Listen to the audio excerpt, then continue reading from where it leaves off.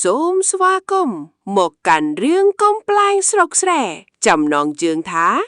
អ្នកប្រដាល់អួតបាត់ស្រែតួអង្គសំខាន់ក្នុងសាច់រឿងមានដូចជាសុកជាតួឯកកំប្លែងស្រីនិត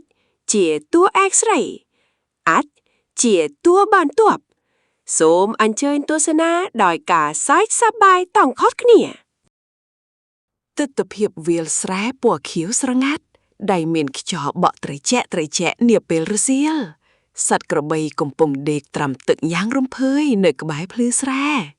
ញាក់ភូមិដើរកាត់ទៅមកដោយទឹកមុខញញឹមស្រស់ស្រាយ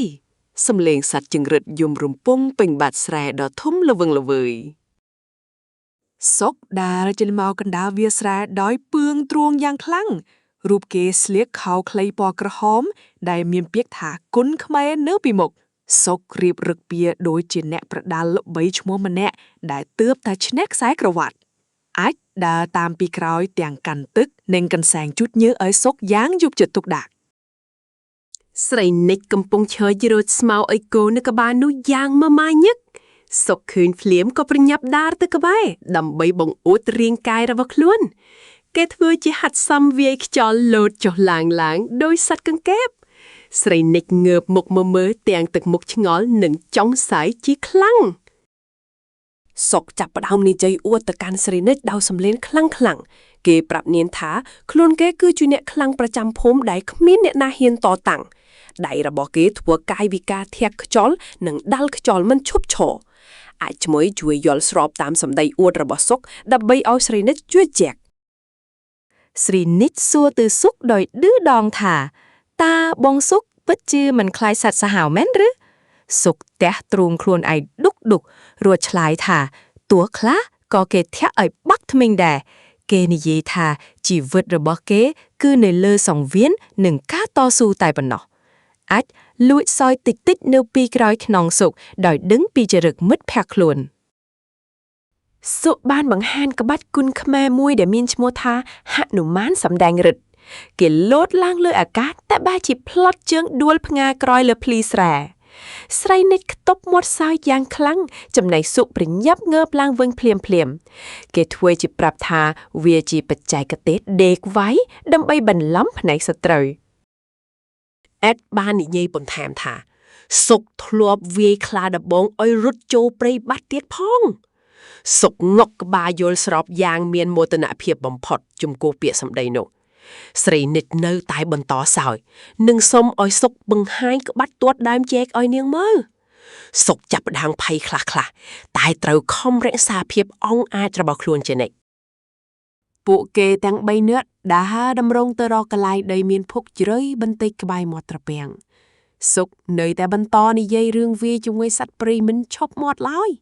គេថាខ្លួនគេមានស្បែកស្ពាន់មុតមិនចូលនិងមិនចេះឈឺចាប់អ្វីទាំងអស់ស្រីនិចដើរតាមមើលដោយចង់ដឹងថាតើសុកពុកកែដោយមាត់អួតមែនឬអត់សុកចាប់ដើមដើរចុះទៅក្នុងភក់យ៉ាងយឺតដើម្បីបង្ហាញពីភាពនឹងនរគេធ្វើជាមើលឆ្វេងមើលស្ដាំដោយកំពុងរកមើលសត្រូវដ៏ខ្លាំងក្លាអាចឈរចាំលើកទឹកចិត្តនៅមាត់ភ្លឺស្រែទាំងទឹកមុខឌឺដង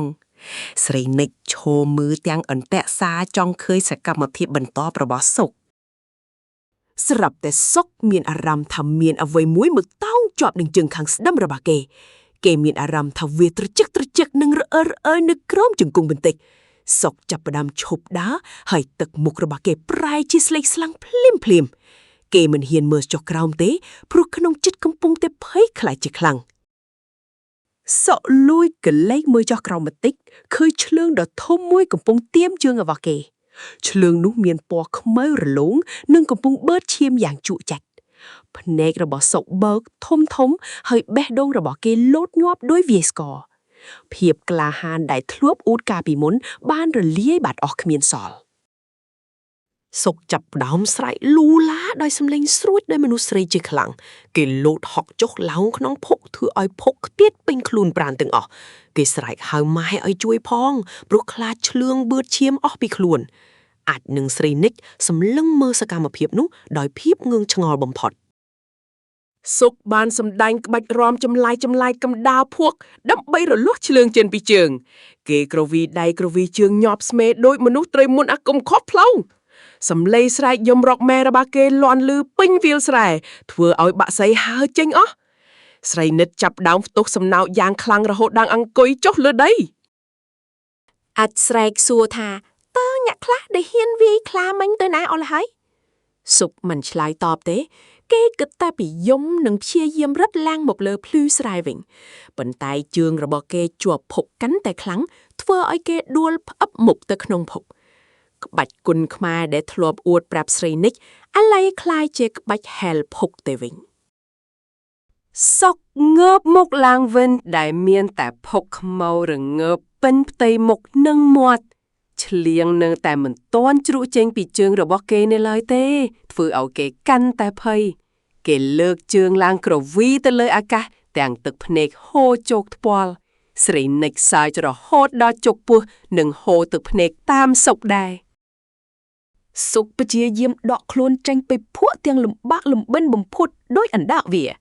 គេដាវត្រេតត្រួតមួក្បែរភ្លឺស្រែទាំងយំខ្សឹកសួរដូចក្មេងតូចម្នាក់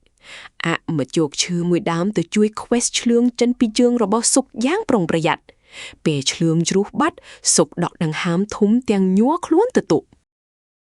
ស្រីនិចដើរមកជិតរួចសួរថាតើបងសុកចង់ទៅវាយខ្លាជាមួយអូនទៀតទេសុកអោនមុខចុះដោយភាពខ្មាស់អៀននិងមិនហ៊ានសម្លឹងមើលមុខស្រីនិចឡើយខ្លួនរបស់គេប្រឡាក់ភុកធុំក្លិនឆ្អាតពេញបរិវេណនោះតែម្ដងអាចនៅតែបន្តសើចចំអកឲ្យសុកមិនឈប់ពីភាពកំសាន្តនេះសុកប្រញាប់ក្រោកឈរឡើងទាំងរញីរញ័ររួចទាញខោរបស់គេឲ្យជាប់គេនិយាយខ្សឹបថាឆ្លឿងនេះវាខ្លាំងជាងខ្លាទៅទៀតទើបគេចាញ់វាស្រីនិចសោយក្អាយរួចប្រាប់ថាកុំអួតបាតស្រែទៀតអីបងសុកអើយសុកចាប់ផ្ដើមភ័យខ្លាចក្រែងមានឆ្លឿងផ្សេងទៀតមកទៀមខ្លួនគេទៀតស្រាប់តែអាចធ្វើជាស្រែកថាមានឆ្លឿងមួយទៀតលើក្នុងរបស់បងសុកហើយ